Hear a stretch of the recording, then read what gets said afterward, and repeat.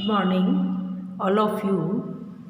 Pedagogy of common class, ये third unit का आपके शिक्षक का व्यावसायिक विकास वो चल रहा है। इसमें आपने पुस्तकालय एवं वाचनालय का, विभिन्न पत्र पत्रिकाओं का और उनके संसाधन के रूप में उपयोग, शिक्षण अधिगम में समाचार पत्रों का उपयोग, विश्व विज्ञान कोश और शब्दकोश। मैं बार बार आपको यही चीज़ बता रही हूँ कि कॉमन क्लासेस सारे सब्जेक्ट मिलाकर आपकी ये 3 यूनिट कंप्लीट हो चुकी है। और उसके बाद में अगर कुछ कोर्स थोड़ा बहुत बचता है तो वो मैं आपको लास्ट वीडियो में बता दूँगी, तो आपकी फैकल्टी आपको उसकी वीडियो बनाकर भेज देंगी। इसमें जैसे फर्स्ट आपको बताया, उसमें मैंने शिक्षक का व्यावसायिक विकास में शिक्षक के उत्तरदायित्व, अध्यापक के गुण, विशेषताएं, शिक्षक की नैतिकता का स्तर, ये सारी चीज़ें आपको बता दी गई है। फिर उसके बाद में आपको सेवाकालीन प्रशिक्षण कार्यक्रम के लक्ष्य, अध्यापकों के लिए सेवारत प्रशिक्षण की आवश्यकता, सेवाकालीन प्रशिक्षण उपलब्ध कराने की प्रणाली और सेवारत अध्यापक शिक्षा की संस्थाएं और विभिन्न साधन, ये सभी आपको बता चुके हैं। फिर आपको पढ़ाया है शिक्षक का व्यावसायिक विकास में संगोष्ठियाँ एवं कार्यशालाएँ, संगठनों की सदस्यता एवं सहभागिता, महाविद्यालय में परिचर्चा और मातृ शिक्षक संघ या अभिभावकों के साथ में चर्चा, ये सारी चीज़ें आज आपको अध्ययन करवाया जाएगा। पुस्तकालय का एवं वाचनालय का उपयोग। शिक्षालय का जीवन पुस्तकालय है। छात्र यहाँ बैठकर विभिन्न पत्र पत्रिकाएँ एवं पुस्तकें पढ़ता है, इससे उसका मानसिक विकास होता है। पुस्तकालय शिक्षण कार्य ही नहीं करता, वरन वह छात्रों को पुस्तकों का उचित उपयोग करना, स्व अध्ययन करना तथा ज्ञान के भंडार में वृद्धि करना भी सिखाता है। पुस्तकालय सामूहिक शिक्षण के दोषों को भी दूर करता है। वर्तमान समय में इस बात पर अधिक बल दिया जाता है कि साधारण पुस्तकालय के स्थान पर विभिन्न विषयों से संबंध रखने वाली पुस्तकों का विभिन्न कक्षाओं में ही संकलन किया जाए। अतः नागरिक शास्त्र का भी एक अलग पुस्तकालय होना चाहिए या अलग अलग विषय के हिसाब से भी होने चाहिए, जिससे छात्रों में स्वतंत्र रूप से साहित्य पढ़ने की प्रवृत्ति का विकास हो। यहाँ से साहित्य पुस्तकें लेकर पढ़ने से ज्ञान में वृद्धि होती है। विषय से संबंधित पुस्तकों को कक्ष में रखने के स्थान पर उनके लिए एक अलग कक्ष होना चाहिए, क्योंकि पुस्तकों की संख्या बढ़ती जाएगी। पुस्तकें कक्ष में इस प्रकार रखी जाए कि छात्र उनका अधिक से अधिक लाभ उठा सके। इस प्रकार पुस्तकालय को 2 विभागों में विभाजित करना चाहिए, एक अध्यापक के लिए और दूसरा छात्रों के लिए। शिक्षक के पुस्तकालय में उन सभी रचनाओं का संग्रह होना चाहिए जिनका अध्ययन शिक्षक के लिए आवश्यक हो। इसमें प्रसिद्ध लेखकों द्वारा लिखी गई पुस्तकें हों। कुछ पुस्तकें नागरिक शास्त्र शिक्षण पर भी होनी चाहिए। छात्रों के पुस्तकालय में उनकी अवस्था, रुचि और योग्यता अनुसार पुस्तकें हों। पाठ्य पुस्तकों के अतिरिक्त सहायक पुस्तकें भी होनी चाहिए। शिक्षालय का जीवन पुस्तकालय है। छात्र यहाँ बैठकर विभिन्न पत्र पत्रिकाएँ एवं पुस्तकें पढ़ता है, इससे उसका मानसिक विकास होता है। पुस्तकालय शिक्षण कार्य ही नहीं करता, वरन वह छात्रों को पुस्तकों का उचित उपयोग करना, स्व अध्ययन करना तथा ज्ञान के भंडार में वृद्धि करना भी सिखाता है। पुस्तकालय सामूहिक शिक्षण के दोषों को भी दूर करता है। वर्तमान समय में इस बात पर अधिक बल दिया जाता है कि साधारण पुस्तकालय के स्थान पर विभिन्न विषयों से संबंध रखने वाली पुस्तकों का विभिन्न कक्षाओं में ही संकलन किया जाए। पुस्तकें कक्ष में इस प्रकार रखी जाए कि छात्र उनका अधिक से अधिक लाभ उठा सकें। एक अध्यापक के लिए, दूसरे छात्रों के लिए, मतलब ये सारी चीज़ें उसमें सम्मिलित होनी चाहिए। पाठ्य पुस्तकों के अतिरिक्त सहायक पुस्तकें भी होनी चाहिए और पुस्तकें प्रादेशिक तथा मातृभाषा में लिखी होनी चाहिए, जिससे योग्य विद्यार्थी अध्यापक के पुस्तकालय से भी पुस्तकें ले सके। विभिन्न पुस्तकालय संसाधनों के उपयोग को निम्न प्रकार से स्पष्ट किया जा सकता है। कवि गोष्ठी, निबंध तथा कहानी लेखन। इन क्रियाओं का मूल उद्देश्य छात्रों में साहित्यिक अभिरुचि तथा सौंदर्य बोध उत्पन्न करता है। किसी साहित्यिक अभिरुचि के अध्यापक की देखरेख में इन क्रियाओं का आयोजन किया जाए तथा समय समय पर कवि गोष्ठी, निबंध तथा कहानी प्रतियोगिता की व्यवस्था की जाए। विद्यालय प्रकाशन। विद्यालय प्रकाशन भी अन्य क्रियाओं के समान शिक्षा का अनुपम साधन है। आजकल प्रत्येक विद्यालय किसी न किसी रूप में अपनी पत्रिका प्रकाशित करता है। विद्यालय पत्रिका निकालने से छात्रों को अनेक लाभ होते हैं। यह छात्रों की अभिव्यक्ति का श्रेष्ठतम माध्यम है। इसके द्वारा उन्हें अपने रचनात्मक प्रतिभा के प्रदर्शन का अवसर मिलता है। छात्रों को लेखन कला में प्रवीण करने का यह सर्वोत्तम साधन है। प्रधानाध्यापक अपने लेख द्वारा विद्यालय की विभिन्न समस्याओं का ज्ञान छात्रों, प्रबंध समिति के सदस्यों तथा समाज के सदस्यों को करा सकता है। अध्यापक और छात्र भी अपने विचारों को पत्रिका में प्रदर्शित कर सकते हैं। जब बालक अपने लेख तथा कविता पत्रिका में प्रकाशित देखते हैं तो उन्हें असीम आनंद तथा उत्साह का अनुभव होता है। अब ये संदर्भ पुस्तकें। संदर्भ पुस्तकों को जानकारी का भंडार कहते हैं। यह पाठ्य पुस्तक की सामग्री की न्यूनता को पूर्ण करने के लिए उपयोग की जाती है। पाठ्य पुस्तक शिक्षण का एक परंपरागत साधन है। पाठ्य पुस्तक के प्रयोग के विषय में विद्वानों में मतभेद है। कुछ के अनुसार पाठ्य पुस्तकों का यथासंभव कम से कम उपयोग करना चाहिए तो कुछ इनके उपयोग को आवश्यक बताते हैं। इस विषय में एक विद्वान का कथन है कि पाठ्य पुस्तक ज्ञान को मितव्ययी ढंग से प्रदान करने के लिए आवश्यक है।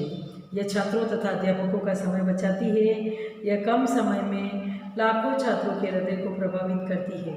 इनके द्वारा स्वाध्याय तथा आत्मविश्वास की वृद्धि की जा सकती है। पाठ्य पुस्तकों के चयन के विषय में विशेष सावधानी की आवश्यकता है। पाठ्य पुस्तक आकर्षक और शुद्ध छपी हो, उसकी भाषा छात्रों के मानसिक स्तर के अनुकूल हो तथा प्राथमिक स्तर पर उसमें पर्याप्त चित्रों का प्रयोग किया गया हो। पाठ्य सामग्री भी छात्रों के मानसिक स्तर के अनुकूल होनी चाहिए तथा उनमें रोचक प्रसंगों के उल्लेख अवश्य किया हो। पाठ्य सामग्री के चयन में मनोवैज्ञानिक तथ्यों की उपेक्षा नहीं की गई हो। पाठ्य पुस्तक का उपयोग एक साधन, एक सहायता सामग्री एवं जानकारी के स्रोत के रूप में किया जाता है। अध्यापक को अपना शिक्षण रोचक, प्रभावशाली और सफल बनाने के लिए पाठ्य पुस्तक का उपयोग करना चाहिए। अब है विभिन्न पत्र पत्रिकाओं का संसाधन के रूप में उपयोग। पुस्तकालय के माध्यम से दैनिक पत्र, मासिक, त्रैमासिक पत्र पत्रिकाएं तथा पुस्तकें छात्र के लिए एक शांत शैक्षिक वातावरण उपस्थित करती है, जिसके कारण बालक बरबस शिक्षण अधिगम के प्रति आकृष्ट होने लगता है। इनके अध्ययन से छात्र को मानसिक एवं बौद्धिक ज्ञान की प्राप्ति होती है। विज्ञान के नवीनतम प्रत्ययों, अनुसंधान संबंधित संरचनाओं, नवीनतम शिक्षण प्रणाली, पहेलियाँ, खेल एवं विज्ञान के चमत्कार आदि पर आधारित पत्र पत्रिकाओं से शिक्षण एवं छात्र दोनों ही लाभान्वित होते हैं। सामाजिक विज्ञान शिक्षण में विभिन्न पत्र पत्रिकाओं का संसाधन के रूप में उपयोग निम्नलिखित बिंदुओं के आधार पर स्पष्ट हो सकता है। शिक्षक के लिए ज्ञान का स्रोत। जो कुछ शिक्षक को पढ़ाना है उसके पूर्ण रूप से अध्ययन करने के लिए पाठ्य पुस्तक के अतिरिक्त प्रकरण से संबंधित अन्य अच्छी पुस्तकों का अध्ययन करना होता है। अतः इस प्रकार की पुस्तकें, पत्र पत्रिकाएं एवं अन्य प्रमाणिक ग्रंथों का अध्ययन करके शिक्षक के विषय संबंधी ज्ञान में वृद्धि या प्रसार होता है। नवीन शिक्षण विधियों का ज्ञान। सामाजिक विज्ञान शिक्षण का स्वरूप समय की आवश्यकता और उसकी अधिक से अधिक उपयोगी बनाने के दृष्टिकोण से बदलना पड़ता है। इस दिशा में नवीन शिक्षण में सहायता करने वाली आवश्यक सामग्री जैसे परिचित होने तथा इनका उचित उपयोग सिखाने में पत्र पत्रिकाओं का महत्वपूर्ण स्थान है। व्यक्तिगत भिन्नताओं के आधार पर ज्ञान प्राप्त करना। सामाजिक विज्ञान शिक्षण की अनेक पुस्तकों एवं पत्र पत्रिकाओं को अपनी व्यक्तिगत भिन्नताओं के अनुसार अध्ययन करने का शिक्षकगण एवं छात्र को स्वतंत्र रूप से अवसर प्रदान होता है। नवीनतम ज्ञान की प्राप्ति। आधुनिक बदलते वैज्ञानिक युग में नवीन आविष्कारों के साथ साथ नवीनतम जानकारी, विचार एवं विषय प्रत्यय में परिवर्तन होना स्वाभाविक है। विज्ञान की नई नई पुस्तकें, पत्र पत्रिकाएं इस दिशा में ज्ञान वृद्धि के लिए बहुत मूल्यवान सिद्ध होती है। विद्यार्थियों को उचित अध्ययन में सहायता। सामाजिक विज्ञान शिक्षण की पत्र पत्रिकाओं, मैगजीन, पुस्तकों के माध्यम से विद्यार्थी पढ़ाए जा रहे प्रकरणों का विस्तृत रूप से तथा अधिक स्पष्ट रूप से अध्ययन कर सकते हैं। सरल भाषा में रोचक एवं सचित्र साहित्य का अध्ययन करके उनकी विषय के प्रति रुचि बढ़ती है तथा संबंधित तथ्यों, नियमों एवं सिद्धांतों को स्पष्ट रूप से ज्ञान हो जाता है। नेक्स्ट है अवकाश का सदुपयोग, मतलब खाली समय का सदुपयोग। शिक्षक एवं छात्र विज्ञान संबंधित विभिन्न पत्र पत्रिकाओं को पढ़कर न केवल खाली समय का सदुपयोग करते हैं वरन अपने ज्ञान को आधुनिकतम बनाते हैं। वैज्ञानिक दृष्टिकोण और प्रेरणा। वैज्ञानिक दृष्टिकोण को विकसित करने में सामान्य विज्ञान शिक्षण की पत्र पत्रिकाओं से सहायता मिलती है। इसके अतिरिक्त उचित प्रेरणा देने और वैज्ञानिक वातावरण बनाने एवं अध्ययन के प्रति रुचि प्राप्त जागृत करने में पत्र पत्रिकाएँ सहायक सिद्ध होती है। नेक्स्ट है हेडिंग शिक्षण अधिगम में समाचार पत्रों का उपयोग। समाचार पत्रों की मानवीय जीवन में अहम भूमिका है। प्राचीन काल में समाचार पत्रों का क्षेत्र संकुचित तथा मात्र सूचनाओं का प्रदान करना तथा घटनाओं का उल्लेख करना समाचार पत्रों का उद्देश्य है। वर्तमान समय में समाचार पत्रों की भूमिका में परिवर्तन आया है। इनका क्षेत्र व्यापक हो गया। प्रत्येक समाचार पत्र वर्तमान समय में विविध सामाजिक एवं शैक्षिक पक्षों का उल्लेख अपने समाचारों में करता है। समाचारों की शैक्षिक उपयोगिता को निम्न प्रकार से प्रस्तुत किया जा सकता है। स्वाध्याय का विकास। समाचार पत्रों के माध्यम से छात्रों में स्वाध्याय की भावना का विकास होता है। छात्रों द्वारा नियमित रूप से समाचार पत्र पढ़ने से उनमें साहित्य एवं समाज से संबंधित विषयों को पढ़ने की रुचि जागृत होती है। इससे वे अपने पाठ्यक्रम की पुस्तकों को भी सहज एवं सरल रूप में पढ़ते हैं। शिक्षकों को छात्रों में स्वाध्याय की प्रवृत्ति जागृत करने में अधिक प्रयास नहीं करना पड़ता क्योंकि इस कार्य को समाचार पत्रों द्वारा ही संपन्न कर दिया जाता है। भाषाई विकास। समाचार पत्रों को पढ़ने में छात्रों को विशेष रुचि होती है क्योंकि उनको समाचार पत्रों के माध्यम से विभिन्न जानकारियाँ प्राप्त होती है। समाचार पत्रों में विद्वानों के लिखे लेख तथा उनकी समृद्ध भाषा शैली को पढ़कर छात्रों में भाषाई योग्यता एवं कौशलों का विकास होता है। छात्रों के शब्द भंडार में नवीन साहित्यिक शब्दों की वृद्धि होती है। इन शब्दों का प्रयोग करके छात्र अपनी लेखन शैली एवं वाचन शैली को प्रभावशाली बनाते हैं। गणितीय ज्ञान का विकास। समाचार पत्रों के माध्यम से बालकों में गणितीय ज्ञान का विकास होता है। वर्तमान समय में समाचार पत्रों में अनेक प्रकार की वर्ग पहेलियाँ हल करने के लिए पुरस्कार की घोषणा की जाती है। कुछ समाचार पत्रों में सामान्य रूप से वर्ग पहेलियाँ हल करने के लिए प्रस्तुत की जाती है। इसमें पुरस्कार का प्रावधान नहीं होता। इस प्रकार गणितीय ज्ञान के विकास में समाचार पत्रों का मुख्य योगदान रहता है। नेक्स्ट है नैतिक विकास। नैतिक विकास के मार्ग में समाचार पत्रों की अहम भूमिका है। कुछ समाचार पत्र ऐसे हैं जिनको पढ़कर छात्रों में नैतिक विकास की भावना जागृत होती है।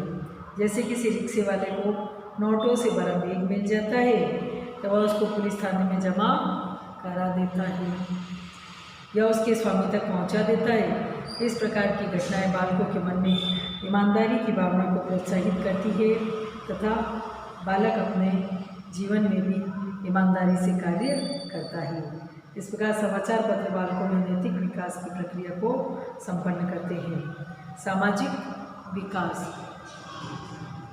समाचार पत्रों के माध्यम से बालकों में प्रेम, सहयोग एवं परोपकार जैसे सामाजिक गुणों का विकास होता है। समाचार पत्रों में धर्म क्षेत्र एवं प्रेरक प्रसंग शीर्षकों के अंतर्गत ऐसी कहानियाँ, लघु कथाओं का वर्णन किया जाता है जिसके माध्यम से छात्रों को प्रत्यक्ष एवं अप्रत्यक्ष रूप से शिक्षा प्राप्त होती है कि वे सभी के साथ प्रेम से रहे, एक दूसरे का सहयोग, सभी के सुख दुख में साथ रहे। इस प्रकार बालकों में समाचार पत्रों के माध्यम से सामाजिकता का विकास भी होता है। पर्यावरण ध्यान। समाचार पत्रों में समसामयिक घटनाओं में के शीर्षक के अंतर्गत अनेक प्रकार की पर्यावरणीय समस्याओं के बारे में लेख निकलते हैं। इन नए लेखों में पर्यावरणीय संरक्षण के संदर्भ में अनेक प्रकार के साधनों का वर्णन होता है जिनसे पर्यावरण को सुरक्षित रखा जा सकता है। पर्यावरणीय प्रदूषण फैलाने के विरुद्ध कार्रवाई करने के समाचार भी समाचार पत्रों में छपते रहते हैं। इससे बालकों को पर्यावरण प्रदूषण फैलाने वाले कारकों के विषय में तथा उनके समाधान के बारे में ज्ञान होता है। इसका ज्ञान प्राप्त करके छात्रों में पर्यावरण के प्रति जागरूकता उत्पन्न होती है तथा वे पर्यावरणीय संरक्षण में अपना योगदान प्रस्तुत कर सकते हैं। नेक्स्ट है 7th पॉइंट आपका सामान्य ज्ञान का विकास।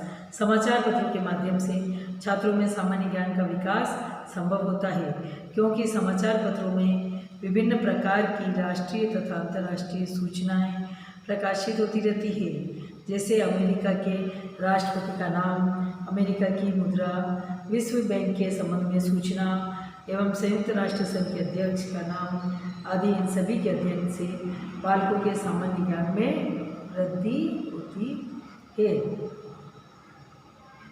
पठन क्षमता का विकास। Last point. समाचार पत्रों के माध्यम से बालकों में पठन क्षमता का विकास होता है क्योंकि बालक अधिक समय तक समाचार पत्र को पढ़ना चाहते हैं।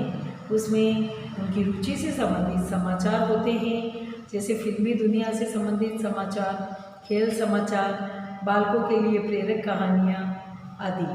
इनको बालक अधिक समय तक लगातार पढ़ सकते हैं। इससे बालकों की पठन क्षमता विकसित होती है।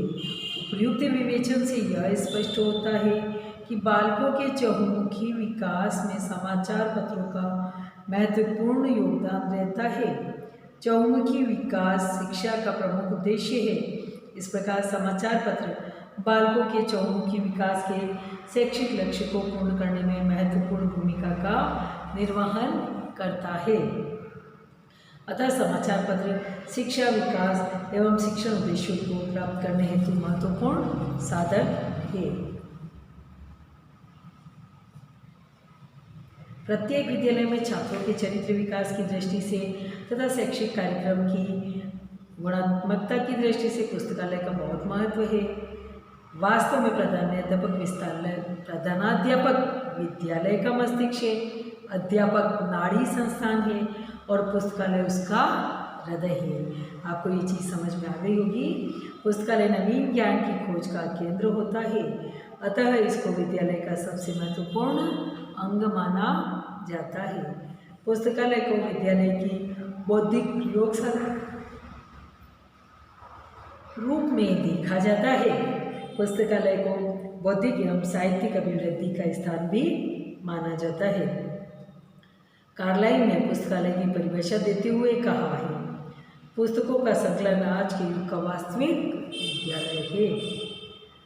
इसमें इसके उद्देश्य बालकों में जैसे पढ़ने एवं स्वाध्याय की आदत का निर्माण करना, छात्रों के लिए विविध साहित्य की क्रमबद्ध सुव्यवस्था करना, छात्रों में स्वस्थ साहित्य के प्रति रुचि जागृत करना, छात्रों के ज्ञान को व्यापक बनाने के साधन जुटाना, बालकों में विभिन्न रुचियों का विकास करना, उनमें बौद्धिक कार्य करने की क्षमता उत्पन्न करना, बालकों में शब्दकोश, संदर्भ पुस्तकों आदि का उचित प्रयोग करने की कुशलता का विकास करना, शिक्षकों के लिए उच्च स्तरीय साहित्य की व्यवस्था करना, बालकों में सहयोगी दृष्टिकोण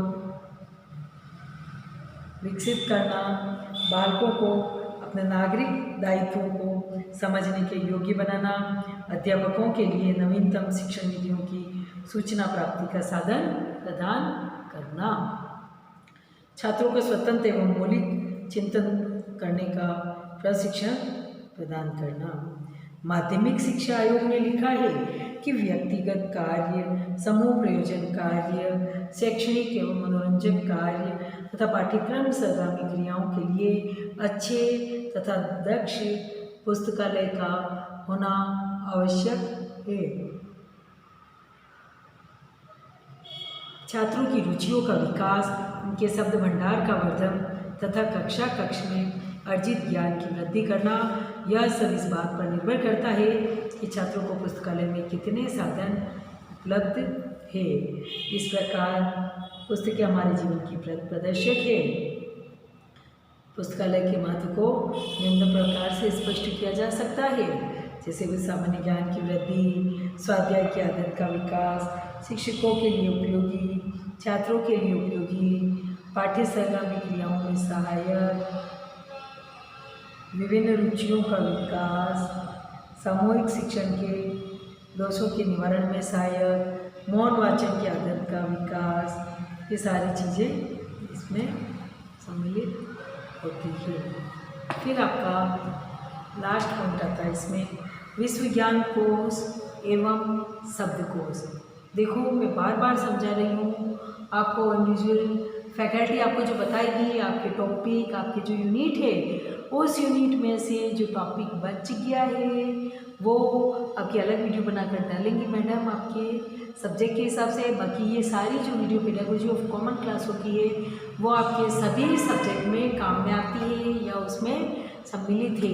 उसके अकॉर्डिंग ही आप चलें और इसी के अकॉर्डिंग आपके सेशनल असाइनमेंट भी बनाते रहें और उसको ईमेल करते रहें। सेशनल तो आपको जब कॉलेज में उपस्थित होंगे तब आपको साथ में लेकर ही आना होगा। अब है लास्ट आपका पॉइंट विश्व ज्ञान कोश एवं शब्दकोश। विश्व ज्ञान कोश शब्द 3 शब्दों का संयुक्त रूप है। विश्व ज्ञान एवं कोश, इस आधार पर शाब्दिक अर्थ में विश्व ज्ञान कोश से आशय है वैश्विक ज्ञान का भंडार, अर्थात एक ऐसा स्थान जहाँ संपूर्ण विश्व से संबंधित ज्ञान एकत्र हो। विगत अनेक वर्षों से विश्व ज्ञान कोश के रूप में विभिन्न पुस्तकें देखने को मिलती है। ये पुस्तकें संपूर्ण विश्व के ज्ञान को अपने आप में समाहित किए हुए हैं। विश्व के किसी भी भाग से, किसी भी क्षेत्र से संबंधित जानकारी का समावेश इन पुस्तकों में मिलता है। वर्तमान आधुनिक समय में विश्व ज्ञान कोश का स्वरूप भी तकनीकी से प्रभावित है। अब विश्व ज्ञान कोश की पुस्तकों को कंप्यूटर के मॉनिटर पर देखा और पढ़ा जा सकता है। विकिपीडिया एक आधुनिक विश्व ज्ञान कोश है जो कंप्यूटर पर उपलब्ध है। इसमें सर्वप्रथम अंग्रेजी भाषा का प्रभुत्व था, लेकिन अब इसमें हिंदी भाषा में भी ज्ञान प्राप्त किया जा सकता है। इस प्रकार विश्व ज्ञान कोश शिक्षण अधिगम और प्रक्रिया में महत्वपूर्ण स्थान रखता है।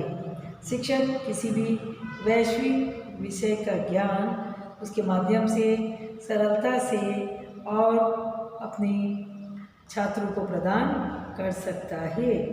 छात्र स्वयं भी इसकी सहायता से नवीन ज्ञान का अर्जन कर सकते हैं। इसी प्रकार शब्दकोश के माध्यम से विभिन्न शब्दों के बारे में व्यापक जानकारी प्राप्त की जा सकती है।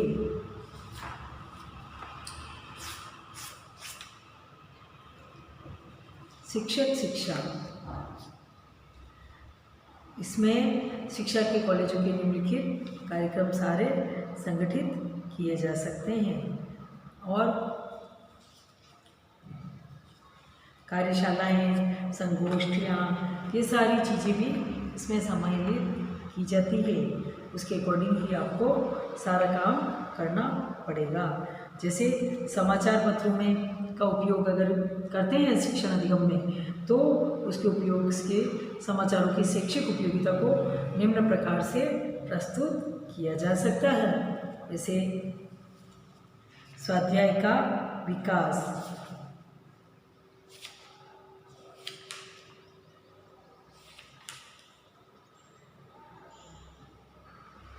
फिर भाषाई विकास, गणितज्ञ ज्ञान का विकास, नैतिक विकास, सामाजिक विकास, फिर पर्यावरण ज्ञान का विकास, सामान्य ज्ञान का विकास, पठन क्षमता का विकास, विश्व ज्ञान कोश और शब्दकोश।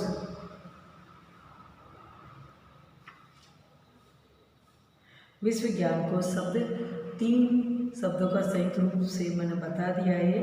विश्व ज्ञान एवं कोश, इन सब का प्रयोग भी आप इसमें कर सकते हैं। आप इसके अकॉर्डिंग सारा बता दिया है मैंने। अब आपका इस यूनिट का एक कॉमन वीडियो और बचा है, वो मैं नेक्स्ट टाइम आपको इस वीडियो में सारी चीज़ें वो बता दूंगी।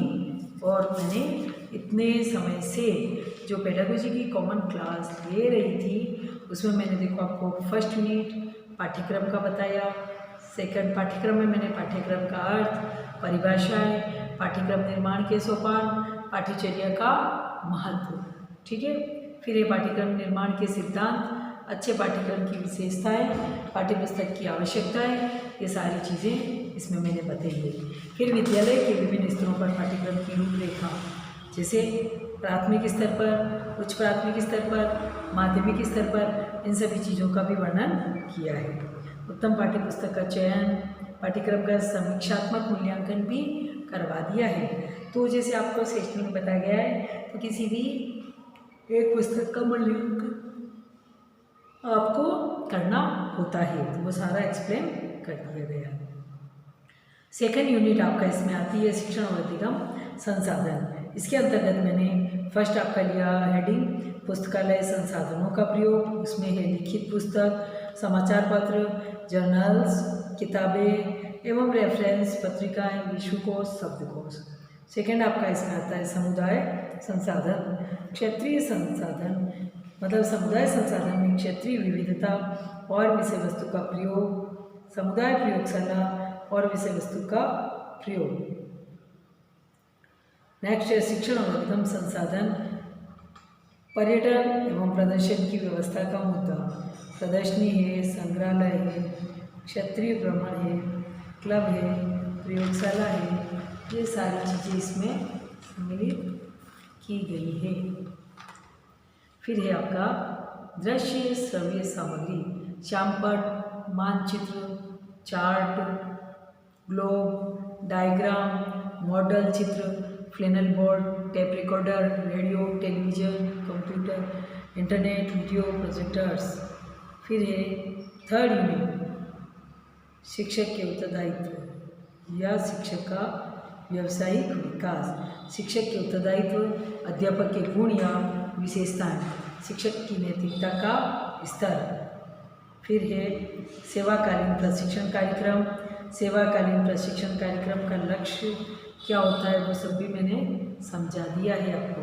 फिर है अध्यापकों के लिए सेवारत प्रशिक्षण की आवश्यकता, मतलब किस तरीके से अध्यापक सेवा देते हुए भी प्रशिक्षण ले सकते हैं, और सबके बारे में भी मैंने आपको समझा दिया गया है। आपको सेशनल में चाहे आपको असाइनमेंट में जो बनाना पड़े इसमें से बना सकते हैं आप।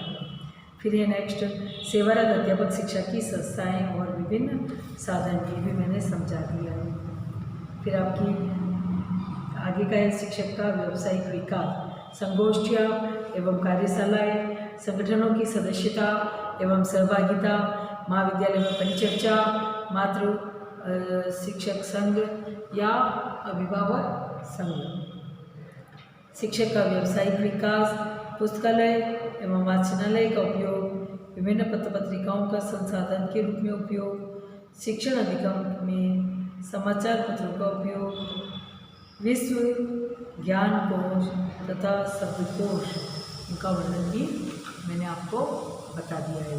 आपको ये चीज़ें सारी समझा दी गई है।